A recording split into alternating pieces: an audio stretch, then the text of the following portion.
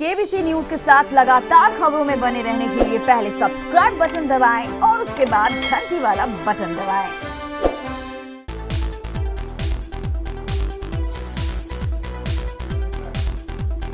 आइए जानते हैं आज के कुछ प्रमुख अंतर्राष्ट्रीय खबरों को। पहले एक नजर आज के हेडलाइंस पर।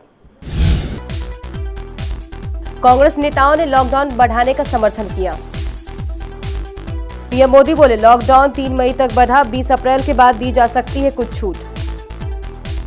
शुरुआती हफ्ते का रोजा लॉकडाउन में होगा, इबादत नमाज भी घर से होगी। 19 दिन के लिए और बढ़ा लॉकडाउन, 3 मई तक ना ट्रेनें चलेंगी ना प्लेन। पीएम मोदी ने कंपनियों से की अपील, किसी कर्मचारी को नौकरी से ना निकालें। गरीबों को 3 महीने तक 5 किलो राशन फ्री में मिलेगा। लॉकडाउन 2.0 के बाद सरकार ने की घोषणा। फरीदाबाद से सामने आया एक और पॉजिटिव केस, यूपी में आयोजित जमात में बेटा हुआ था संक्रमित। भीमा कोरेगांव हिंसा मामले में गौतम नवलखा ने एनआईए के समक्ष किया सरेंडर। दुनिया कोरोना से परेशान, इस देश के मिसाइल दागने से लोग हैरान। अरामको ने एशिया के ग्राहकों के लिए फिर घटाए कच्चे तेल के दाम। सोने चांदी की वैश्विक कीमतों में उछाल, चांदी भी चमकी। चेन्नई एक्सप्रेस के प्रोड्यूसर करीम मोरानी का दूसरा टेस्ट भी पॉजिटिव। और क्रिकेट की दुनिया से आई बुरी खबर, कोरोना वायरस की वजह से पूर्व क्रिकेटर की मौत। 25 मार्च को लागू हुआ 21 दिन का देशव्यापी लॉकडाउन 3 मई तक बढ़ा दिया गया है। पक्ष और विपक्ष के नेता समेत जनता के सभी इसका समर्थन कर रहे हैं।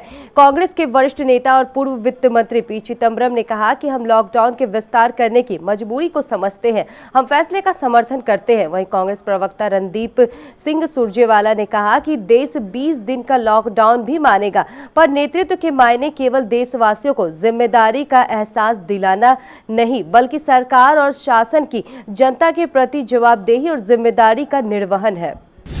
कोरोना संकट के मद्देनजर देश में 3 मई तक के लिए लॉकडाउन बढ़ा दिया गया है। 21 दिनों के लॉकडाउन के आखिरी दिन यानी 14 अप्रैल 2020 को पीएम मोदी ने देश के नाम सुबह संबोधन दिया। प्रधानमंत्री ने करीब 25 मिनट के राष्ट्र के नाम संबोधन में कहा कि दूसरे चरण में लॉकडाउन का सख्ती से पालन सुनिश्चित किया जाएगा और बुधवार को इस संबंध में विस्तृत दिशा निर्देश जारी किए जाएंगे ताकि यह सुनिश्चित किया जा सके कि यह नए क्षेत्रों में ना फैले। प्रधानमंत्री ने कहा कि जिन क्षेत्रों में हालत खराब होने की आशंका नहीं होगी, वहां 20 अप्रैल के बाद कुछ राहत दी जा सकती है।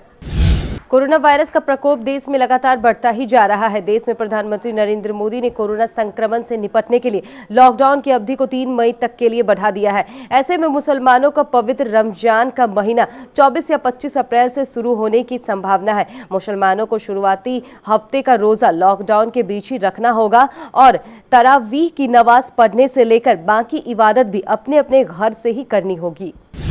कोरोना वायरस को लेकर लॉकडाउन पार्ट 1 की मियाद 14 अप्रैल को खत्म होने वाली थी, मगर आज यानी लॉकडाउन के 21वें दिन पीएम मोदी ने ऑल इंडिया लॉकडाउन को 3 मई तक के लिए बढ़ा दिया है। इस तरह से देश में कोरोना वायरस के खतरे को देखते हुए 19 दिन का लॉकडाउन और बढ़ा दिया गया है।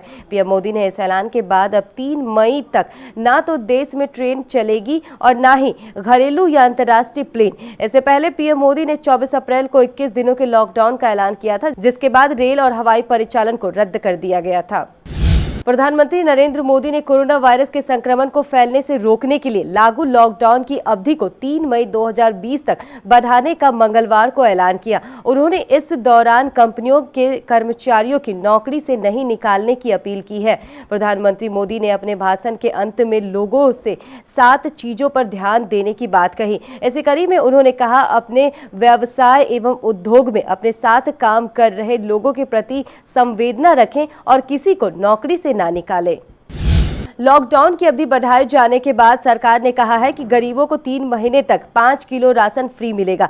गृह मंत्रालय के संयुक्त सचिव पुण्य सलीला श्रीवास्तव ने बताया कि सरकार की तरफ से राशन की आपूर्ति पर 24 घंटे नजर रखी जा रही है। मंत्रालय ने कहा कि अब तक लोगों की 5000 शिकायतों का समाधान किया जा चुका है। देश में कोरोना का संकट लगातार बढ़ रहा है। स्वास्थ्य मंत्रालय के अनुसार देश में कोरोना के कुल मामले 10,363 हो गए हैं। कोरोना से मरने वाले लोगों की संख्या 339 पहुंच गई है। आंकड़ों के अनुसार पिछले 24 घंटे में देश में कोरोना के 1211 नए मामले सामने आए हैं, जबकि 31 लोगों की जान चली गई है। लॉकडाउन और सीलिंग के बावजूद भी दिल्ली में कोरोना पॉजिटिव मामलों की संख्या लगातार बढ़ती ही जा रही है।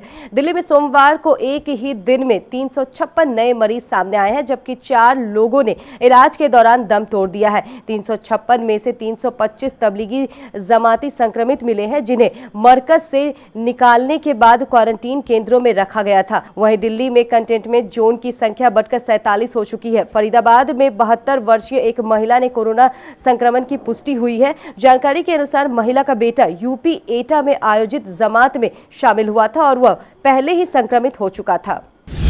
भीमा कोरेगांव हिंसा मामले में नागरिक अधिकार कार्यकर्ता गौतम नवलखा NIA के समक्ष मंगलवार को आत्मसमर्पण कर दिया। गौरतलब है कि भीमा कोरेगांव हिंसा मामले में सुप्रीम कोर्ट ने गौतम नवलखा और आनंद तेल तुंग बड़े को गिरफ्तारी से राहत दे रखी थी, लेकिन पिछले हफ्ते सुनवाई के दौरान 14 अप्रैल तक उन्हें जेल अधिकारियों के सामने सरेंडर करने को कहा गया था। कोर्ट की मियाद अंबेडकर जयंती के दिन खत्म हो रही थी, जिसकी वजह से उन्हें अपनी गिरफ्तारी देनी होगी। इसी को ध्यान में रखते हुए गौतम नवलखा ने ANI के समक्ष आत्मसमर्पण कर दिया। पूरी दुनिया इस समय कोरोना वायरस से जंग लड़ रही है, लेकिन उत्तर कोरिया इससे बचने के उपाय करने की जगह अपने खतरनाक मंसूबों को पूरा करने में जुटा हुआ है। मंगलवार को उत्तर कोरिया ने समुद्र में एक के बाद एक कई मिसाइलें दागी। इस बात की जानकारी उत्तर कोरिया के रक्षा मंत्रालय की तरफ से दी गई है। दक्षिण कोरिया ने भी इसकी पुष्टि की है। ज्वाइंट चीफ ऑफ स्टाफ ने एक बयान जारी किया है। देश के पूर्वी हिस्से में मुनचुन से छोटी दूरी के कई क्रूज मिसाइल दागी गई है। ये मिसाइलें परमाणु हथियार से लैस उत्तर कोरिया के संस्थापक और मौजूदा शासक किम जोंग उन के दादा किम इन सुंग के 108वें जन्मदिन के ठीक एक दिन पहले दागी गई है। पेट्रोलियम निर्यातक देशों के बीच वैश्विक तेल उत्पादन में कटौती का समझौता होने के बाद मंगलवार सुबह क्रूड ऑयल की कीमतों में तेजी देखी जा रही है। ओपेक प्लस प्रतिदिन 97 लाख बैरल तेल के उत्पादन की कटौती के लिए राजी हुआ है। कोरोना वायरस महामारी के चलते विश्व के कई देश में लॉकडाउन लागू है। इस कारण वैश्विक अर्थव्यवस्था को तगड़ा झटका लग रहा है। औद्योगिक गतिविधियों के प्रभावित होने से तेल की खपत में भारी कमी दर्ज की गई है। तेल की कीमतों में गिरावट को रोकने और प्राइस वॉर को खत्म करने के लिए तेल उत्पादन देशों ने उत्पादन में कटौती का निर्णय लिया है। वैश्विक स्तर पर मंगलवार सुबह सोने के हाजिर भाव में बढ़त देखने को मिली। ब्लूमबर्ग के मुताबिक मंगलवार सुबह वैश्विक स्तर पर सोने की हाजिर कीमत 0.13% या $2.31 की बढ़त के साथ $1,717.65 प्रति औंस पर ट्रेड कर रही थी। वहीं वैश्विक स्तर पर चांदी के हाजिर भाव में भी मंगलवार को बढ़त देखी जा रही है। चांदी का वैश्विक हाजिर भाव मंगलवार सुबह 0.85% या $0.13 की बढ़त के साथ $15.55 प्रति औंस पर ट्रेड कर रहा था।